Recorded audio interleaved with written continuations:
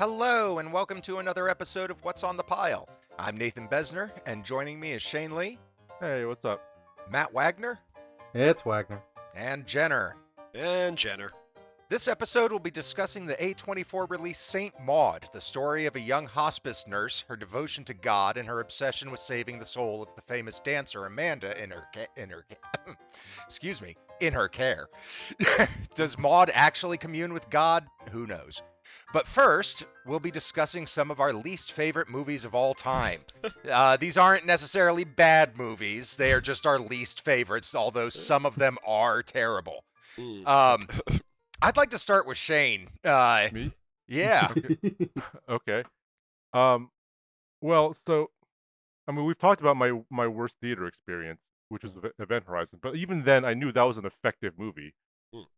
But I think my least favorite movie that I've seen, at least in recent memory, is a movie from 2013, and that's Ridley Scott's The Counselor, which was Has anyone seen it? No. No. I got about half an hour into that, and then I had to go to work, and I've never gotten back to it. So I've had a copy of it for ages, but I still haven't actually seen it. It was covered in one of the other podcasts I listened to, and they seemed to think it was some sort of work of genius, but I have questioned their taste on other things before. I could see how one might think that. It's from an original script by Cormac McCarthy, who I think is a fine writer. And the cast is stacked. It's Michael Fassbender plays the titular counselor. There's Cameron Diaz, Penelope Cruz, Brad Pitt, Javier Bardem, some others, I think. It's maybe the most singularly unpleasant movie I've ever seen. It also, so the plot is the counselor is Michael Fassbender. He's a lawyer. He's thinking about doing some deal. We never find out what the deal is, but he's talking about doing it. And a lot of people are talking about why he shouldn't do it. And at some point in the movie, it sort of becomes clear that he has done the deal. And then evil forces, not literally evil forces, but then the criminal underworld just completely destroys him. That's basically the movie. I don't know how to describe it's so unpleasant. I mean, Cameron Diaz, there's an infamous scene where she fucks a car. Where she literally grinds years against the ahead of windshield. its time. Yeah, while Javier Bardem is sitting there watching. I heard on another podcast, it was speculated that this movie is the reason she retired. She did the whole movie, and then she had to go back because her accent in the movie was so bad. She had to redub herself for the entire film with a different accent. Oh, jeez. Wow. Yeah. God. I mean, first of all, the movie is dark as hell. I don't know if I would, if I despise the movie on that basis. There's plenty of dark movies out there. I mean, there's a scene that is straight out of Breaking Bad, which I think Breaking Bad didn't exist back then. Breaking Bad does these It was scenes... around the same time. I think they were hitting not quite simultaneously, but definitely relatively close to each other. Okay. Granted, obviously, Breaking Bad got more widely adopted. I mean, Breaking Bad's really great at doing these really long, meticulous scenes where someone's setting something up and you don't know what's going to happen. And then you get the payoff and you're like, that's great. Cormac McCarthy isn't giving you a payoff. Well, in this case, he does, but there's a long scene in this deserted road in the desert where someone just sets up a wire across the road. It's like a 10-minute scene. And then, of course, someone rides a motorcycle past it and gets decapitated. And I'm like, okay, why not just shoot the guy? Like, this is a really elaborate assassination for... There's no there's no reason that should happen. The same reason they did it in Ghost Ship. Yeah, that scene was freaking amazing. It was the best scene in the movie. It was absolutely the best scene in the movie. But Yeah, Ghost Ship was a short film. Yeah, Ghost Ship was a spectacular short film with a tolerable feature following it, kind of like Up. But I know from the half hour or so that I can remember of The Counselor, I recall it having very ornate, sort of crunchy dialogue that did not ever seem to convey any actual point. Yes. I need to go back and give it a look at some point. I mean, that's what I mean by, he seems to be contemplating some sort of deal, and then people tell him not to do the deal, and then everything goes to hell. And some of the things that happen are just gross. At one point, fucking a car. well, that's just I think that's just a bit of amusement. That's just to illustrate what a crazy character Cameron Diaz is. She did the same thing in Vanilla Sky. It didn't work there either. I actually like Vanilla Sky, by the way. I may need to give that another look, but I mean, frankly, that one's fairly low on my list, at least from my recollection of the first time that I saw it. Not least because the film it's a remake of is so much better than it is. I've only seen the original.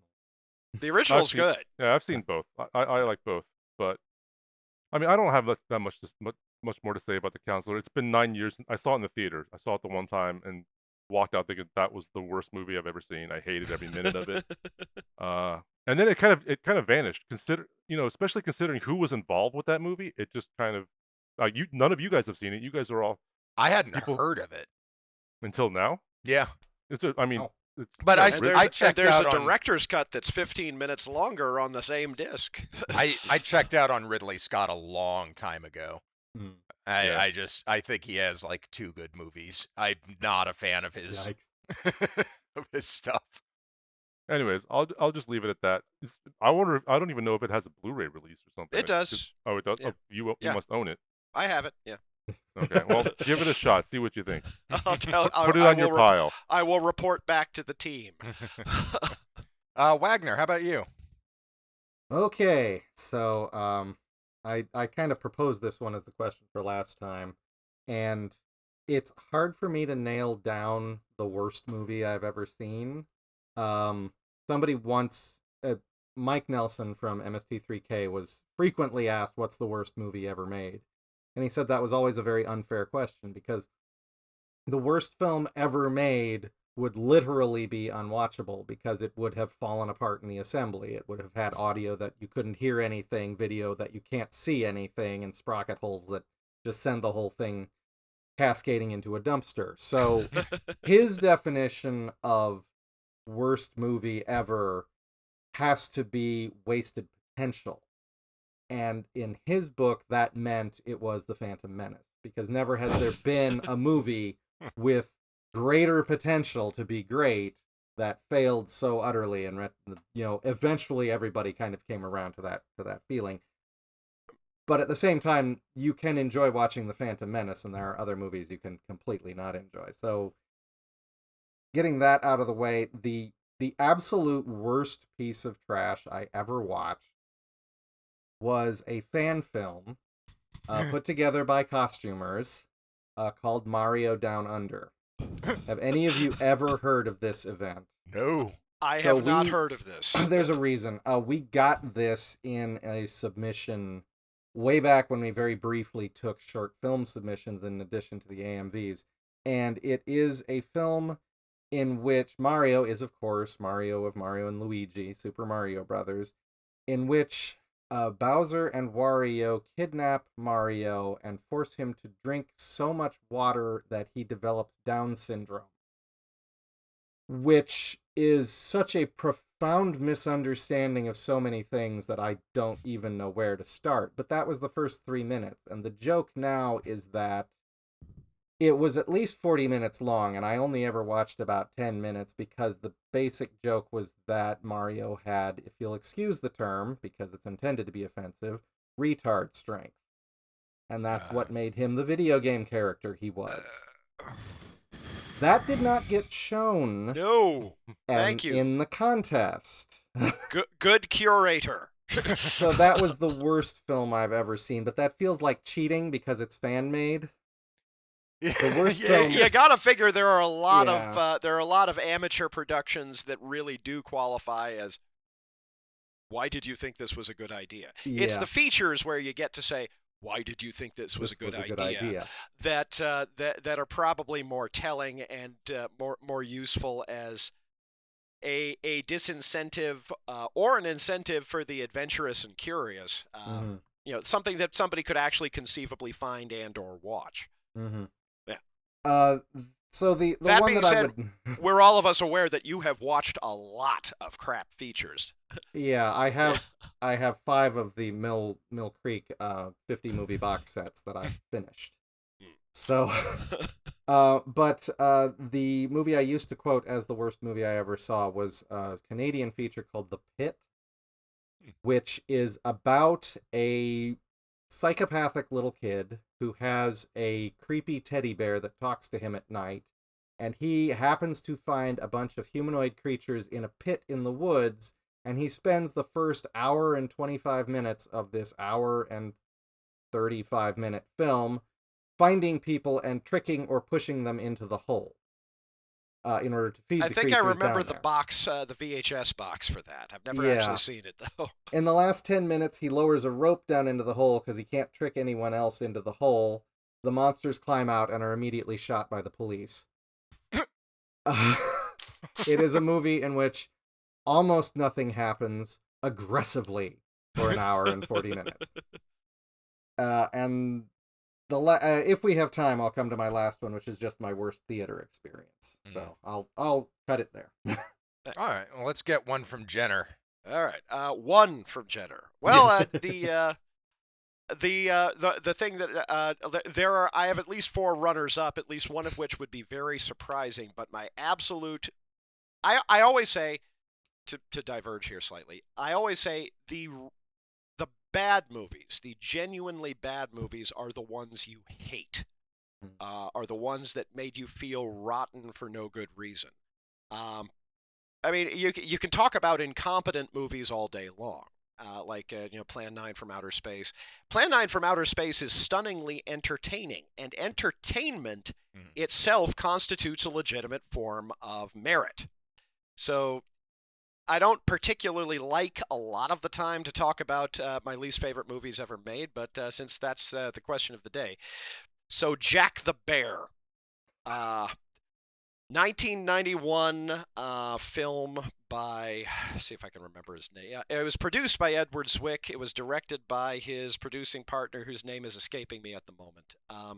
The guys who created 30-something on TV back in the late 80s. Marshall Herskovitz, that was it. It is a film with Danny DeVito as a TV horror host in the 60s, just trying to keep his slightly frayed family together after the passing of his wife, and horrible things continue to happen to them, culminating in their neighbor, who is a quiet, creepy type, turning out to be a literal Nazi child molester. Played by Gary Sinise, not his finest hour. No.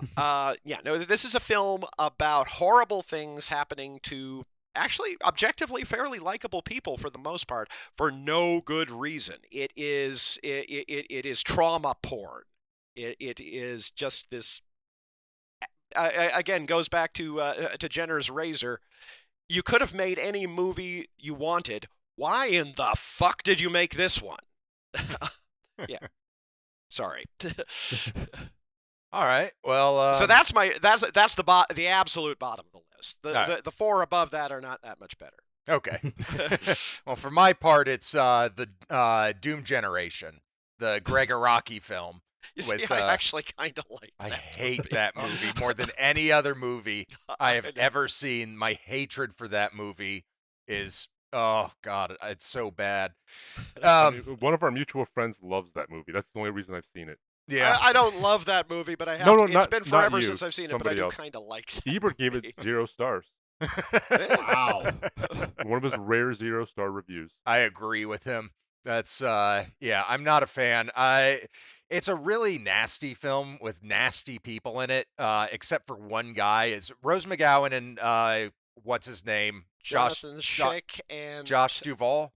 James Duvall? James Duvall. The Keanu Reeves lookalike? Yeah, that kid.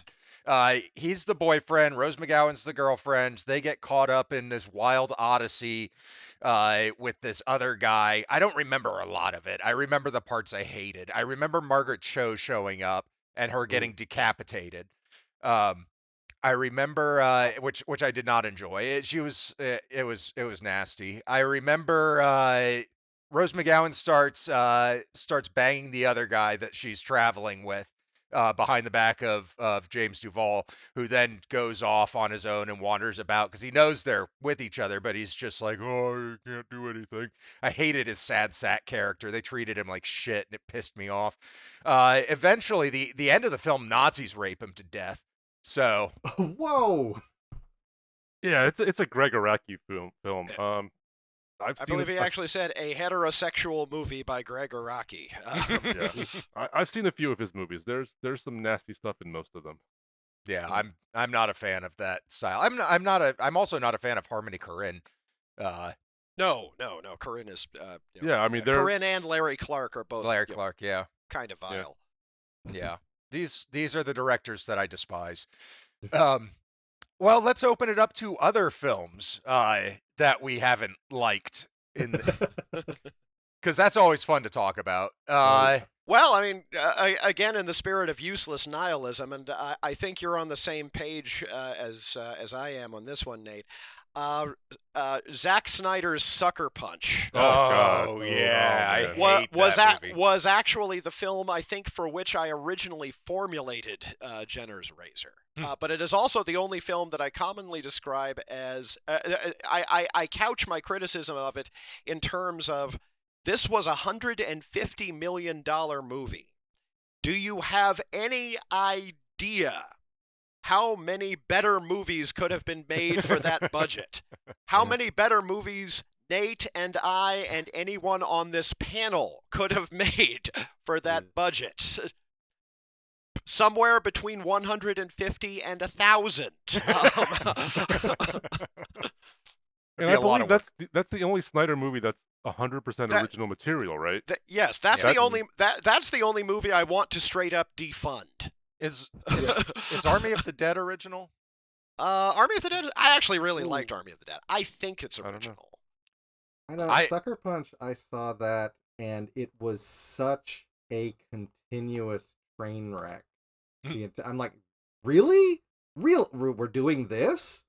Really? It's a movie where the trailer was showing off like schoolgirls with katanas fighting giant samurai, and it turns out it's a movie about lobotomization. Yeah, and institutional rape. Yeah. Yeah, so... it's just an unbelievably nasty, pointless movie. Yeah. It's like, again, as I say, you could have made any fucking movie you want. Why in the hell did you make this one? He thought he was delivering a feminist message when really he was just victimizing women all over again. Yeah. Yeah, I almost feel like just watching the movie, knowing that he wrote that movie, makes you wonder he what or he's his into. guys. I forget. I forget exactly, but no. The point is, it's a legitimately vile, pointless film. And yes, it's visually impressive, but the impressive visuals could have been used for literally anything else, and the experience would be better. I remember watching before I actually saw the movie. I saw my friends were watching. I just happened to see a scene of it, and I thought that someone had taken the footage and put goofy music over it to make fun of it. It was actually the music from the movie. It was a I can't remember. It was like a female pop punk song over the action scene, and I thought that was a parody. They're like, no, this is the song for the movie. This is the movie we're watching. You know? Yeah. So, then I saw the actual movie, and it was even. I saw the whole thing. It was even worse. Yeah. He did another one. Zack Snyder did another one that I really don't like, which is the Owl movie, The Legend of Ga'Hoole. I never even saw that. Oh, I never watched. It's been a while since I've seen that, but I recall kind of liking it. I hated it. Granted, much. it was violent as fuck. Was it? Oh, yeah. Wasn't it a kids movie about animated owls? It was sold as a kids movie. It's no more a kids movie than fucking Watership Down. I'll put it that way. Yeah, I don't remember why I disliked it, but I remember disliking it. I remember why I disliked Man of Steel. I remember why I disliked oh God, what else? Batman versus Superman. Yeah, Batman versus Superman. And initially I disliked Justice League. I think there were some parts that were good in his Justice League, but I could take it or leave it. It wasn't really monumental or anything. It wasn't this big art project. Yeah, it wasn't the thing it was trying to be, which was, shining pillar of DC love, and it just wasn't. No, it was. I don't know. I in general, Sucker Punch being the notable exception, I actually rather like Snyder's work. That's Batman versus Superman. The theatrical version was a mess, but the director's cut at least was coherent and watchable. The Whedon version of Justice League was, of course, a disaster, despite still having Snyder's name on it. But I did tremendously enjoy the extended version. Again, like I say, I can absolutely see not digging this stuff. Mhm. I just happen to be kind of all right with it. Yeah. Yeah, like a couple Fair- more on my list or on your list as great movies. Like originally Van Helsing was on my worst movies list. I kind of feel bad about that I now. freely acknowledged that it was not in any reasonably objective sense a good movie. It was I had a ton of fun with it, as I've said, kind of on multiple occasions. Though It's not I a go great back movie, but I like it a lot. I go back to what Wagner was saying with wasted potential Mhm. in bad movies, and I see Van Helsing as a lot of wasted potential. Like Yeah, it's that is. if I could see that. I see Doom Generation that way as well because I think the photography is brilliant in that film. It's a very beautiful movie. It's just a nasty movie. It's Um, almost too close of a comparison to make, but as far as wasted potential, I'd also say League of Extraordinary Gentlemen. Oh, the Yeah. less said Never saw about that. that fucking movie, the better. I had forgotten about that. I freaking loved the comic series. So do I. At least the first 2 series of it. It No, kind of no, wandered off into weirdness after a while. It wandered off into Alan Moore-ness after a while with his magical thinking and everything. But the first 2 were just kind of amazing summations of that era of literature. But yeah, Stephen Norrington's adaptation is almost offensively bad. I mean, No, bad it is enough. offensively bad. Yes, I mean, like the ending in particular, I was like, you didn't. Oh, you fuckers. But also, of course, it was bad enough that it made Sean Connery retire, never to unretire. Wagner, have you seen Penny Dreadful? I have not. I think Penny, you would like Penny it. Dreadful. Yeah, it's really good. Penny Dreadful is slightly more public domain, slightly better known-ish, but it's not exactly League of Extraordinary Gentlemen, but it's like a really good store brand League of Extraordinary Gentlemen. Yeah. Okay. Can I nominate a movie I haven't seen? Okay. Possibly. So when I was 11 years old when I first read the Dark Tower by Stephen King. First 3 books, then I had to wait 6 years for the 4th book. I mean that is my that's my Star Wars.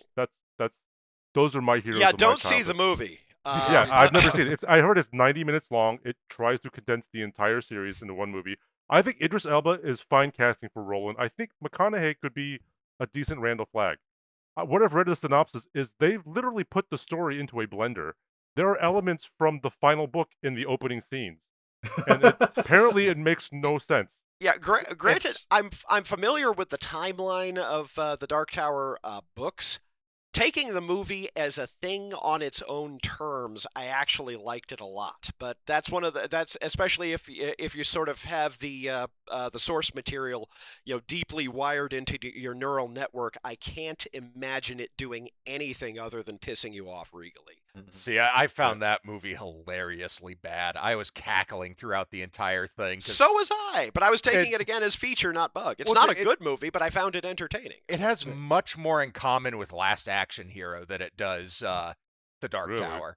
It's similar structure of having the kid with Roland. I think I actually had the same thought around the same time. Yeah. I mean, there is stepping between worlds in the books, but also it's not the kid is not the main character. I've heard the kid is the focus of the movie. Yeah, he's the main character. No. I mean, it's all about Roland. I mean that's a minor thing, but everything I've heard about the movie, the one thing I will say about the movie is that maybe, first of all, I don't think it needs to be adapted. So I think maybe this has killed the prospect of adapting it, at least for a few years. That's my one plus from this movie that I haven't seen and don't want to see. One of the longest book series you got out there, and it has one of the shortest movies ever made. Yeah, the movie is. I don't know if you've seen this sort of thing around, but sometimes for some pictures, included there will be a tie-in edition referred to as the junior novelization. Wow. The Dark Tower is kind of like that, but in reverse. No, the term you're looking for is Reader's Digest version. Also works, except in this case. Except of course, in this case, it's also a PG-13 nominal adaptation of the Dark Tower. So. Oh, it's PG-13. I forgot about that. Yeah, that's weird. I think so. I can't recall any reason why it wouldn't be, but it's been a minute since I saw it. Again, I have a copy, 1, because I got it cheap, and 2, again, against all reasonable probability, I actually kind of like that movie.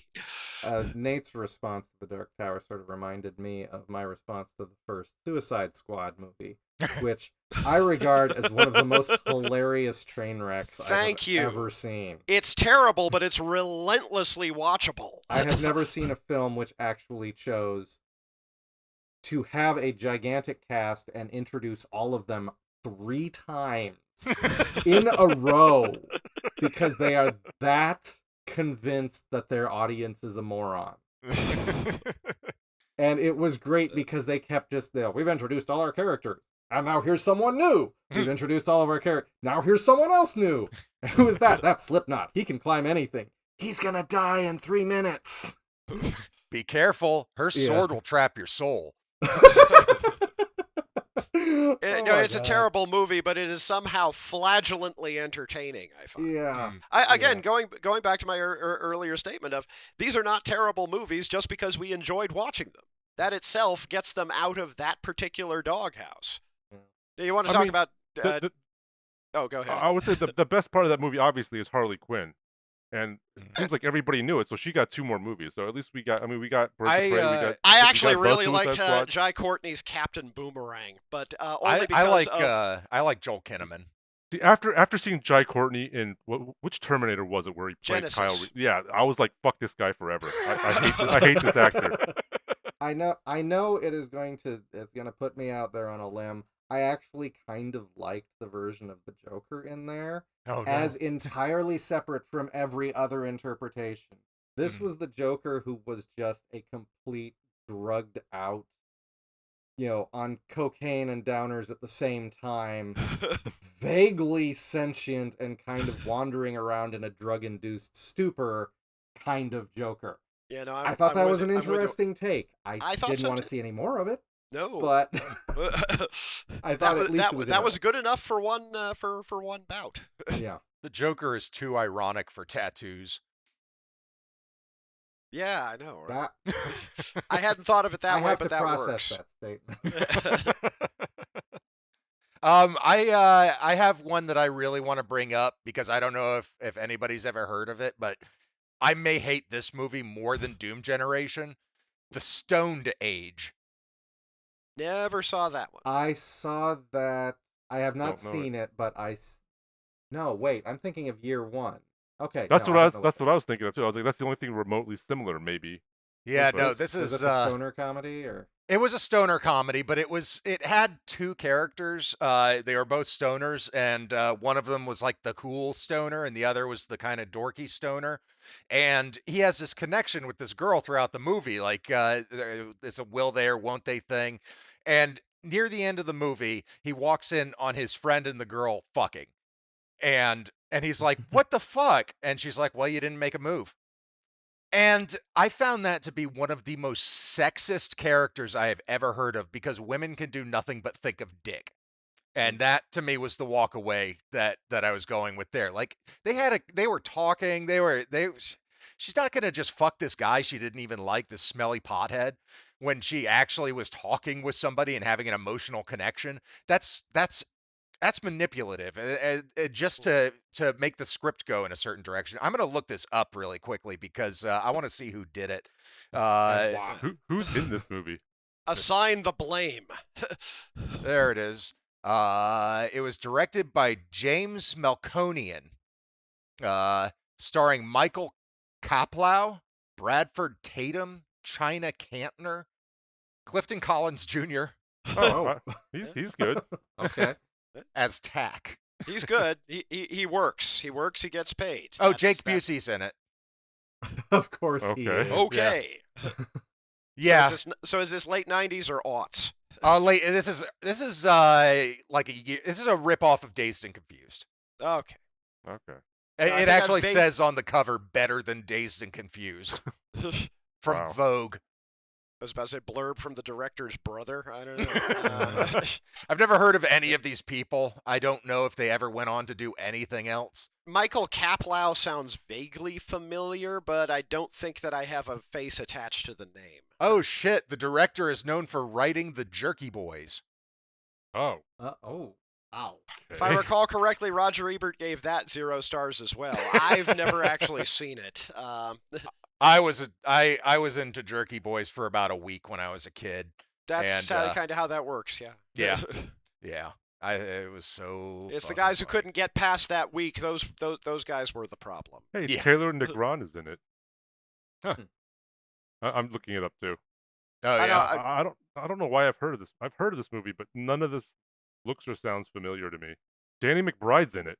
Wait, that's a different Danny McBride. Yeah. I probably, yeah. Yeah. I I think. don't know. Stoner comedy is some of the most lackluster comedies out there that I find. The thing is, it has a target audience, and Mhm. I think I'm going to grant we aren't its target audience. So I mean, I've seen Evil Bong.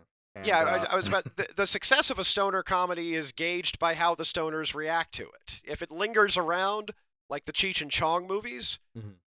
then it worked. It was never for us in the first place. I'll As I say, tell you. I have no objection morally to weed. I just don't like it. I'll tell you a Makes me- good stoner Makes me comedy. feel like an idiot. So what's that? Idle Hands. Yes, I have seen Idle Hands. fantastic Never freaking movie. seen that. Mhm. That one had Oh, really? crossover appeal. I've seen that a long time ago. I'm not even sure I saw all of it, but I know I've seen piecemeal here and there. It's basically Evil Dead. Yeah, with Seth Green, right? Yep. Seth Green, Devon Sawa, and I think the first place I ever stumbled across Jessica Alba. Oh yeah. I Yeah. forgot about that. Yeah. All right. Well, I could go into Idle Hands for another 30 minutes, Yeah, but that's I think a good movie, and we're talking about bad Bad movies. Yeah. I think we should just go ahead and take our break here. Okay. All right. We'll be right back. Yep.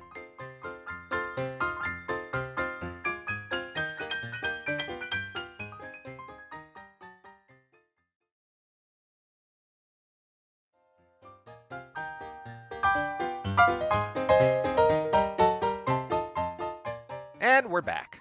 Tonight's movie is the A24 release Saint Maud, written and directed by Rose Glass. This psychological horror film tells the story of Maud, a hospice worker with a grisly past. She begins taking care of Amanda, a famous dancer who has spinal leukemia. I think it was leukemia. Anyway, secrets abound as I think it was Maud's lymphoma. lymphoma. Yeah, that's what it was. Yeah. Yeah, that's the subtitle I remember. Yeah. Anyway, secrets abound as Maud slowly unravels, obsessively trying to save Amanda's soul because God speaks with her and she thinks it's legit. What did you all think of Saint Maud? Well, I mean, when you got an A24 horror movie, you kind of brace yourself on the way in.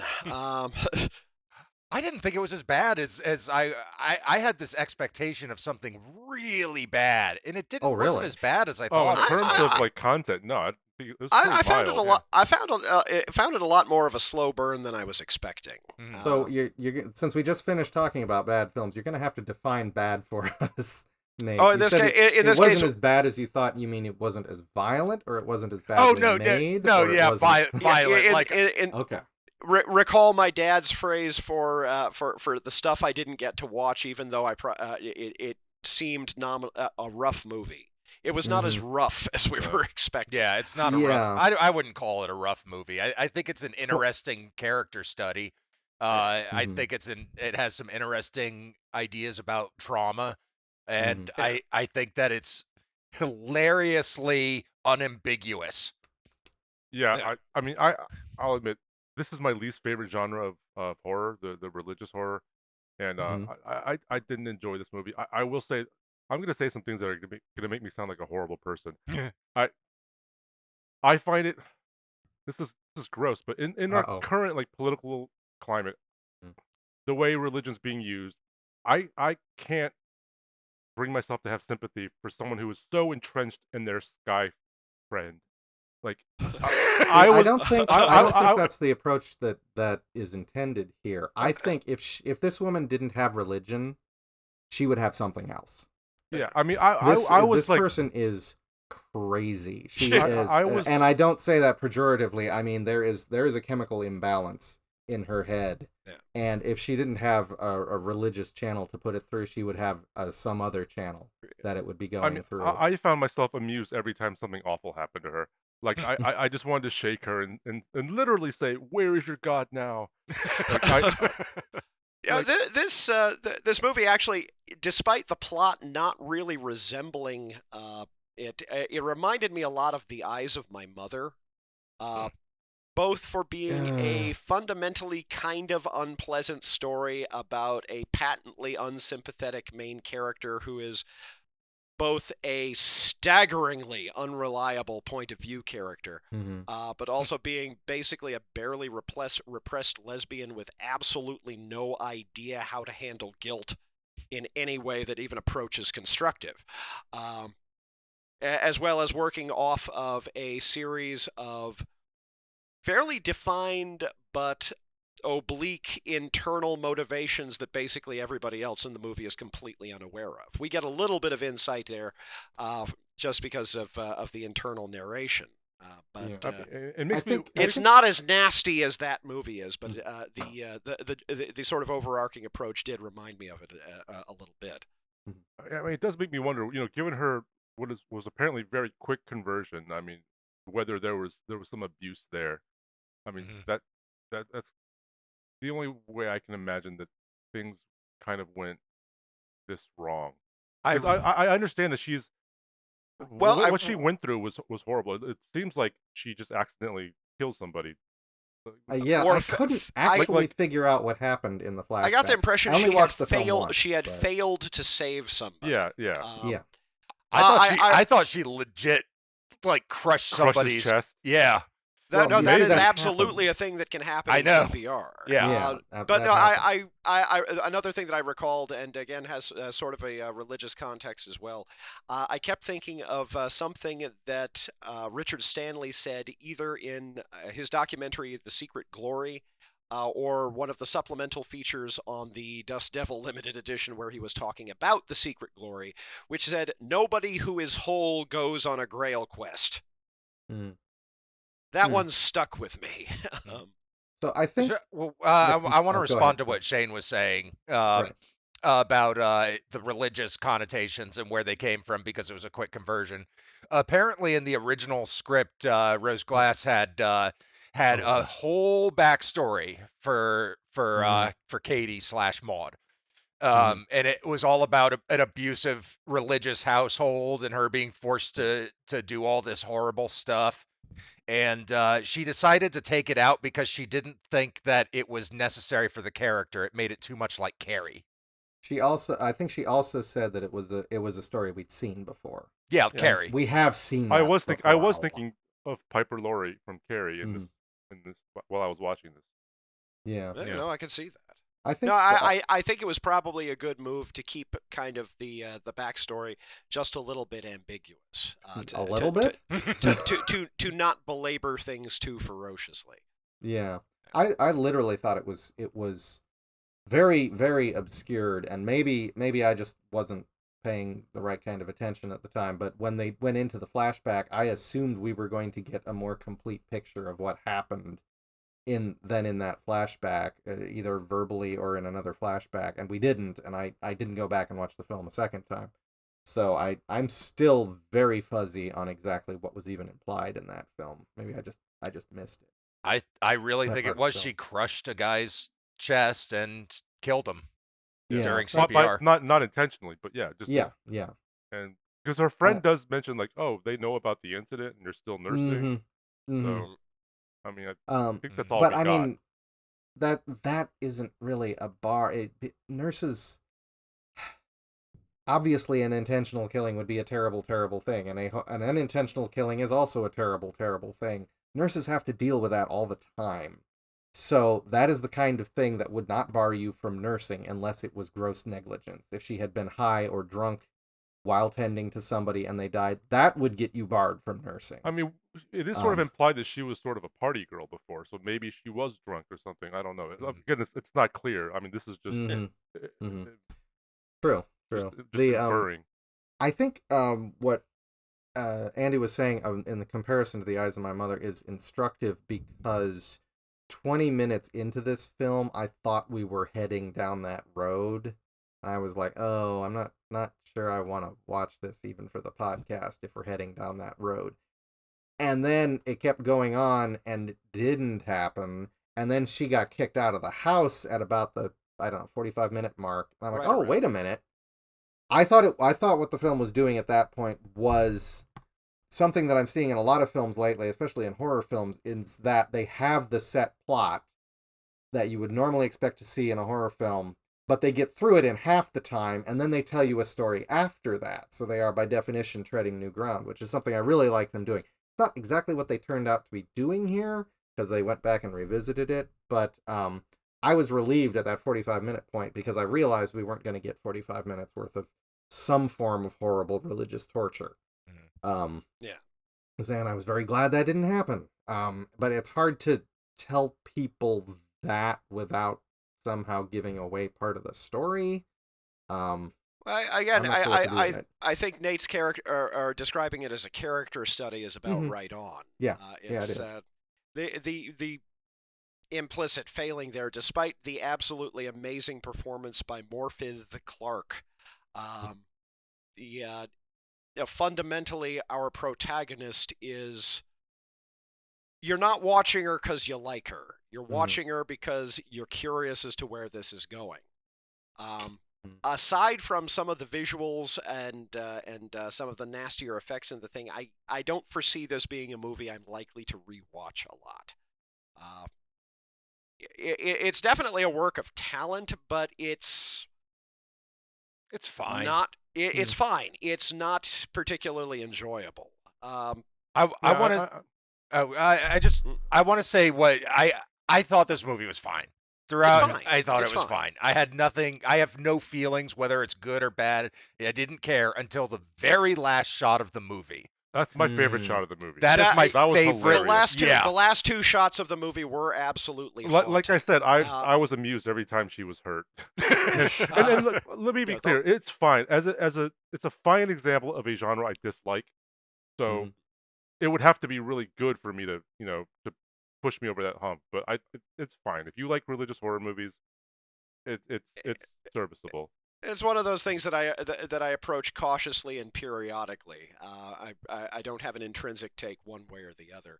I will note that you absolutely hit the nail on the head with, as I say, those last two shots, especially the really, really short one right at the end of the picture before the cut to the black, were both absolutely haunting and instantly very influential.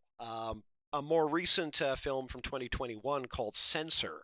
Again, don't tell me anything about that. Don't give it away. I want to see that movie. I will watch that on this show.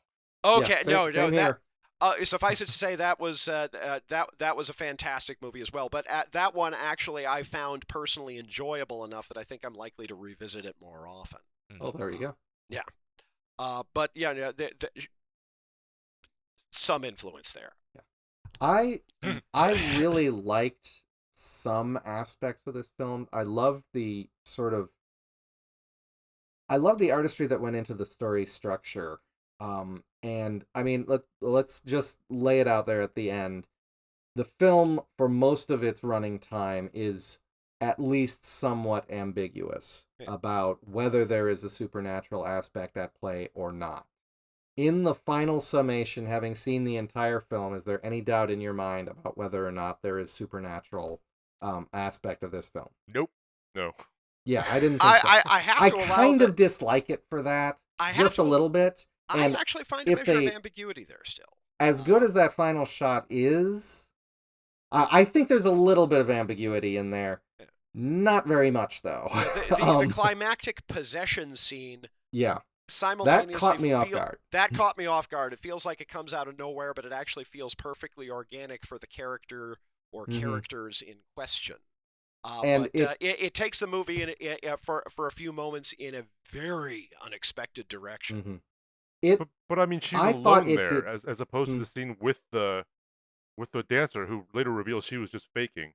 And again, another marvelous performance by Jennifer Ely, who I accidentally mistook when we were talking about this in advance for being Kristen Scott Thomas. Yeah. Jennifer Ely is actually kind of the. This is going to sound like a slight. It isn't. Kind of like the store brand Keeley Hawes, who is kind of like the store brand Kristen Scott Thomas, but recall that the store brand is usually the same stuff that's in the better known national brand. It's just a heck of a lot less expensive. Yeah, but what I was thinking about the story structure is that it set itself up to walk that tightrope of being ambiguous, and it there are points in the film where it is absolutely obvious there's nothing supernatural in it, but it's still managed in, especially the possession scene at the end, to pull you over and you go, oh, wait a minute. Oh, wait a minute. Was I wrong up to this point? And that final shot in the film is the person toppling off of the tightrope and saying, nope, here's the actual answer. So I did really like the story structure. It's not nearly as bad as Eyes of My Mother, but it is kind of an ugly film intentionally. Yeah. And it goes into some traditions and stuff like that, the mortification of the flesh and stuff like that, which it was extremely, extremely brief. They didn't belabor the body horror aspect. Not that in particular, but there was one shot in there. I'm curious if anyone else caught it, realizing that she was a cutter. Yeah, on her stomach. Yeah. On her stomach. It was a brief shot. It wasn't in the foreground whatsoever, but that very suddenly made the entire character make sense for me it's about the midpoint of the film, I think. And I thought that was very well informed, very well structured. The film is kind of barren. There's not a lot that happens in it. There's not a lot of dialogue. There's not a lot of events in it. Our protagonist is pretty much fucked the first time we saw her. And she does not get better afterwards. And they do a very good job working within that barrenness of making every single tiny little thing make sense and mean something in the perspective of the movie. So you could go back if you had a mind to, and it is an unpleasant movie, so I totally understand not doing so. But going back in and looking at all the little bits and pieces of this film and finding a little bit more here and there in the corners. And in that respect, I really did like the film. But yeah, it is. It's a film.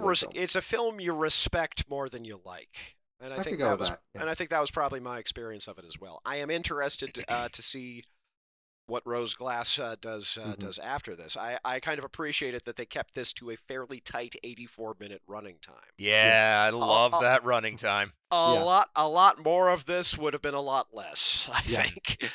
Yes. Well, there's only so much time you can spend on the tightrope. Yes.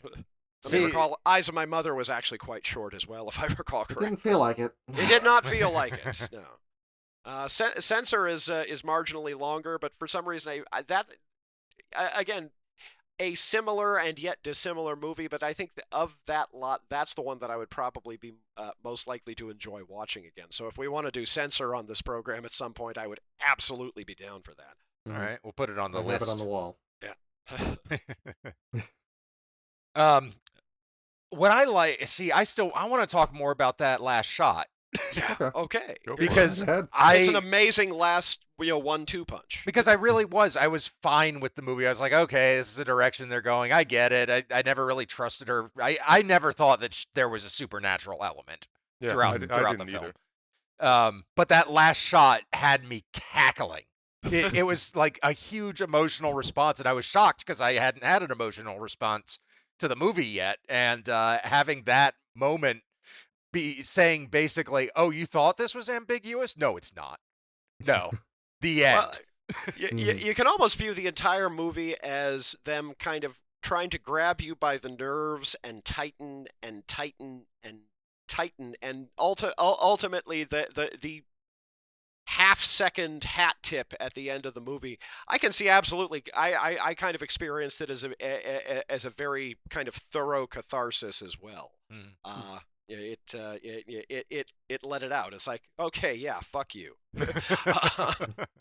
fucking nut bar. Yeah. So where's the compassion for mental illness this time? Yeah, I'm not sure that exists in this movie. And not from the audience, but okay. Well, I mean, at that point, we assume that she had committed a homicide against a terminally ill woman, defenseless woman, as fundamentally a hate crime. Yeah, I mean, filtered through however many layers of batshit, but there's a reason we don't execute insane people. Yeah. So well, I don't know. It's the movie is not a sympathy is not a sympathy machine. No, it's not. Like I say, it's more of a fucking now what machine. Yeah, it does. It's not interested in the realities of mental health. I don't think Mhm. it's the magical movie version, where you don't really know what her mental health issue might be. She could be Schizophrenia. schizophrenic. That would be my best guess. Mhm. But Certainly some post-traumatic stress on top of it. yeah, and Mhm. schizophrenics tend not to kill people. They're very non-violent people. They're tough to deal with. They're extremely difficult to deal with. But by and large, schizophrenics do not kill, and they're always depicted as killers in the movies, and that's Yeah, always fair enough. bothered me. Mhm.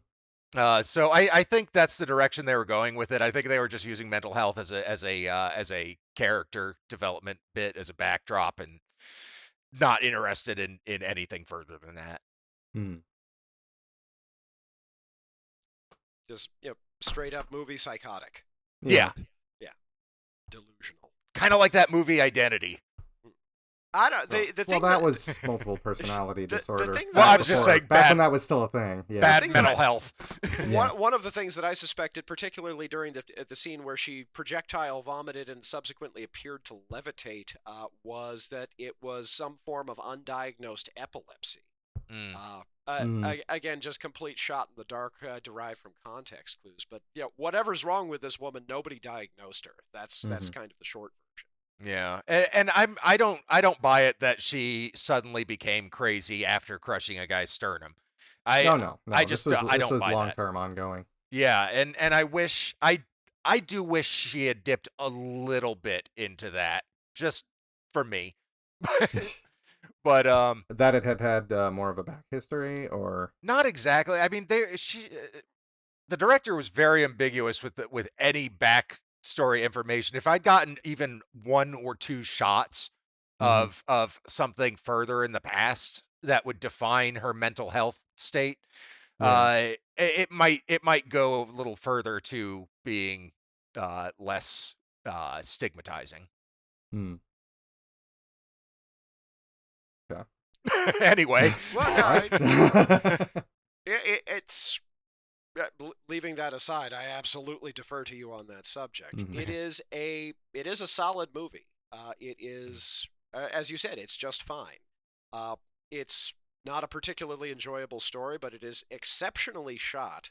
Mhm. The scoring is not especially memorable, but highly functional in that sort of nerve jangling, off-brand Denis Villeneuve deep bass approach. it sounded like 3 other A24 soundtracks to me. It really kind of did. Oh, okay. It's a minor A24. And It's one like, other thing, it had the upside down shot.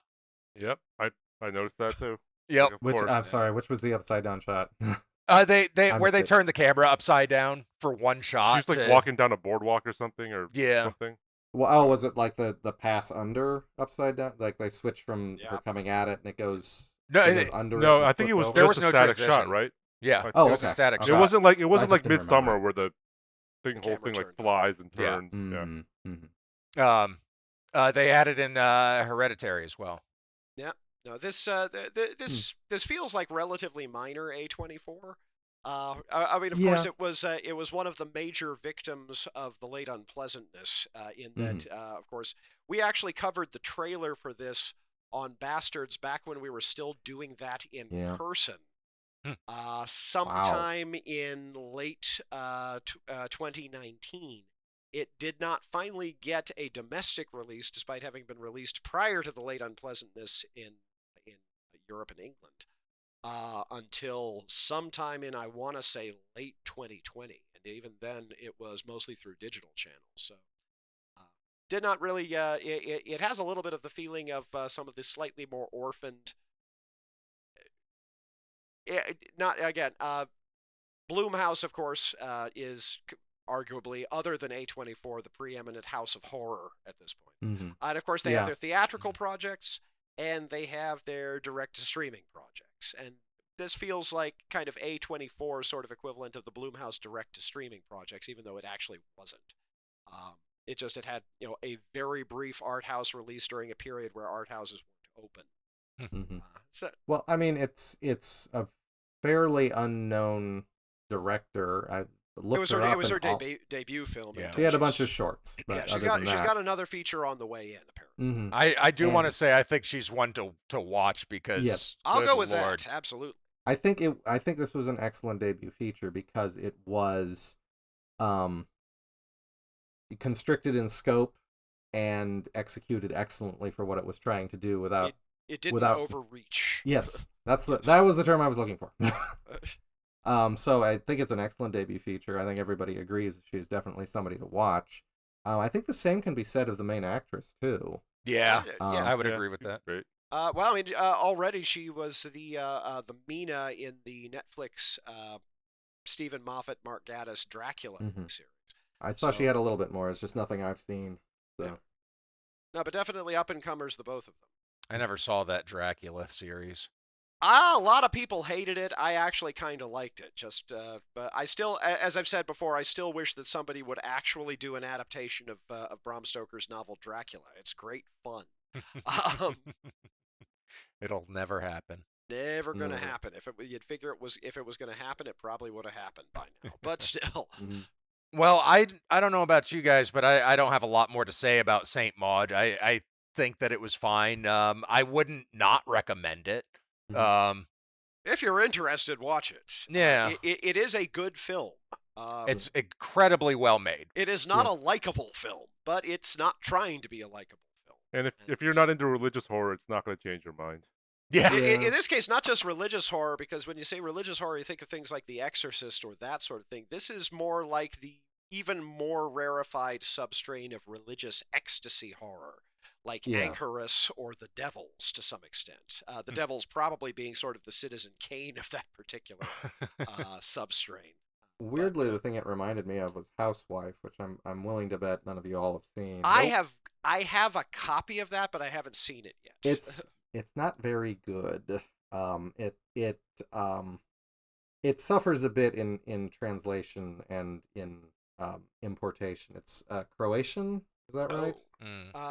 Or I want to say it's Croatian. I could be wrong, but it's. I just heard a sort of side of my perception recommendation for it. Said, okay, I'll hunt it up. It actually came across my radar. I think it might offend, but it has some.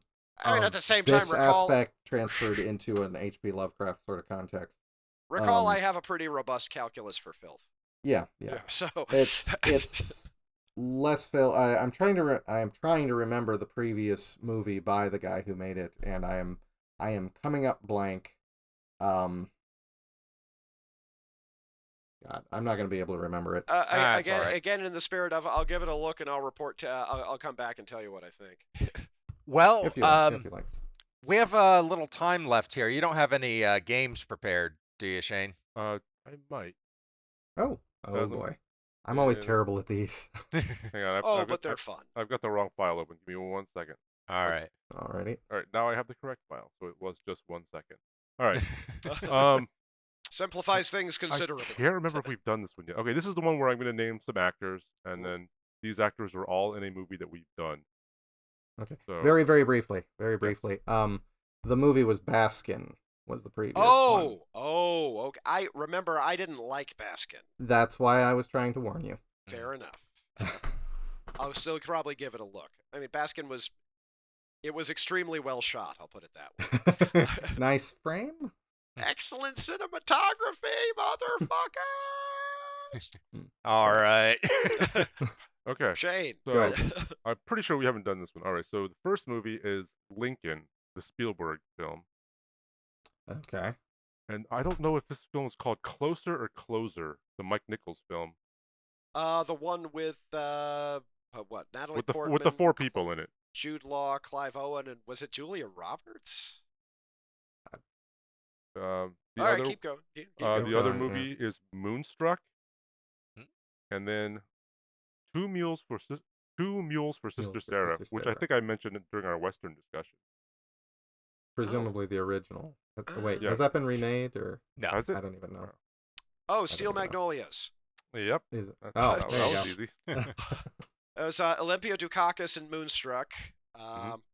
Shirley MacLaine in Two Mules for Sister Sarah. Who was in Closer? Julia Roberts. Julia Roberts. Okay, duh. Okay. And what was the first one you mentioned? Lincoln. Lincoln. I never saw Lincoln. Neither did I. There were a lot of people in Lincoln. I'm not sure who the specific is there. She played Mary Todd. Sally Really? Field. Yeah. Oh. Sally Field was the Doesn't wife. look Yeah, like no, Mary that Todd. that I honestly didn't. Oh, okay, yeah, no, but it was the Olympia Dukakis was because I figured, it's not Vampire's Kiss, and it's not Color Out of Space, so Nicolas Cage is right out there. Mm-hmm. Yeah. So finally, after all of these times where I've mistakenly guessed it was Steel Magnolias, it actually was Steel Magnolias.